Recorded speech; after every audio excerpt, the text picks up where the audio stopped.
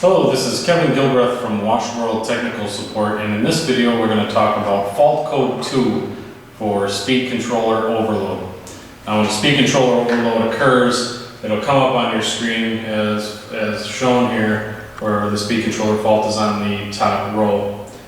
This fault is a non-recoverable fault. You will have to manually reset the machine in order to get it back to wash ready.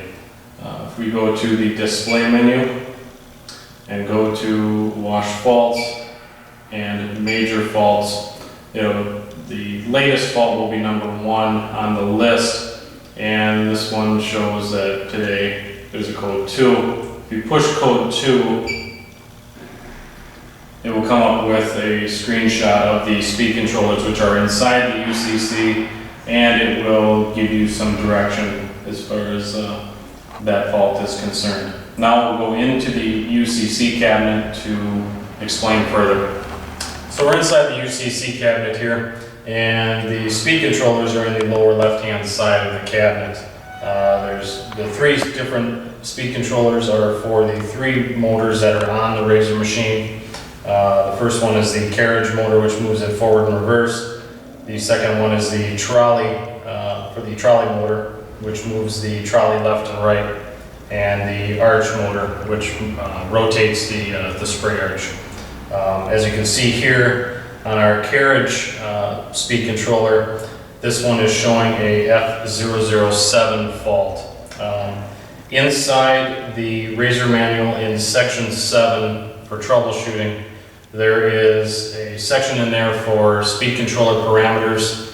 And also at the end of that little part of the document, it has some fault codes. Because the carriage speed controller is showing an F007 fault, which means motor overload, would suggest that the carriage motor is drawing too much amperage to move properly.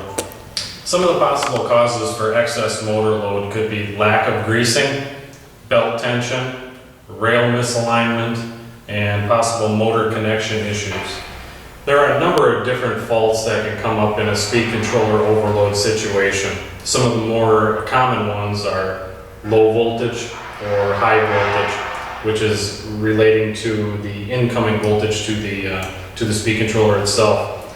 Some other ones are ground fault, which usually describes the 3-phase wiring past the speed controller going to the motor, and excess load, which is what we just talked about. Anytime that you have a speed controller overload fault, the only way to clear it is to cycle power to the selected speed controller. This can be done by either cycling the power at the circuit breaker or at the main disconnect of the UCC. When resetting the speed controller, when you turn the power off to it, you will have to wait 15 to 20 seconds. Make sure that the display turns completely off. Once it has, wait a little, 10-15 seconds, turn it back on, and make sure that the previous fault that was on there or any other faults won't come up again. For instance, it came up with the D001, which is your display, and it's showing 0.0, so the speed controller is ready to reset. In review, anytime that a speed controller overload occurs, always make note of the fault code that is on the particular speed controller. That will give you some direction on which way to go in troubleshooting. If you have any questions, feel free to call the Washworld Technical Support Department. Thank you.